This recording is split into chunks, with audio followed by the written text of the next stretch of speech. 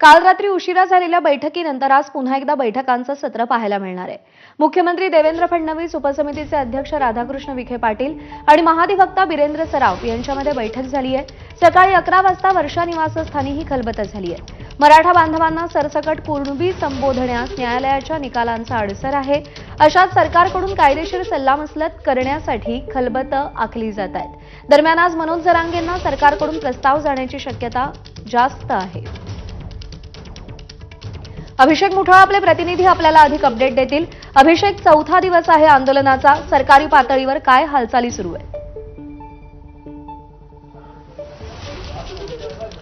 मराठा बांधवांना कुठेतरी सरसकट कुणबी संबोधण्यासाठी आपल्याला न्यायालयाचे मोठ्या प्रमाणात अडसर पाहायला मिळतात। उच्च न्यायालय असेल किंवा सर्वोच्च न्यायालय असेल यांच्याकडनं जे निकाल आलेले आहेत त्यामुळे कुठेतरी अडचणीचा सामना हा सरकारला देखील आपल्याला करावा लागताना पाहायला मिळतो आहे। प्रामुख्यानं पाहायचं तर यावर काल आपल्याला मोठ्या प्रमाणात खलबत होताना पाहायला मिळाली।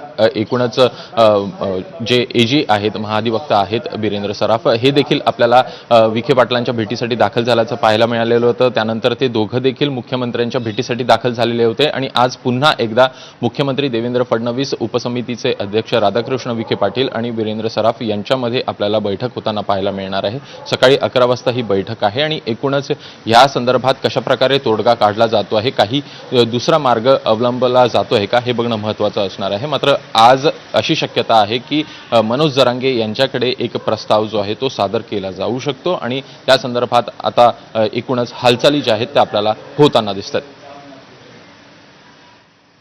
अभिषेक, धन्यवाद दिलेल्या सगळ्या सविस्तर अपडेटसाठी। तर मराठा आंदोलकांची मंत्रालयासमोर जोरदार घोषणाबाजी सुरू आहे। रस्त्यावर बसून भाकरी चटणी खाऊन आंदोलकांची जोरदार घोषणाबाजी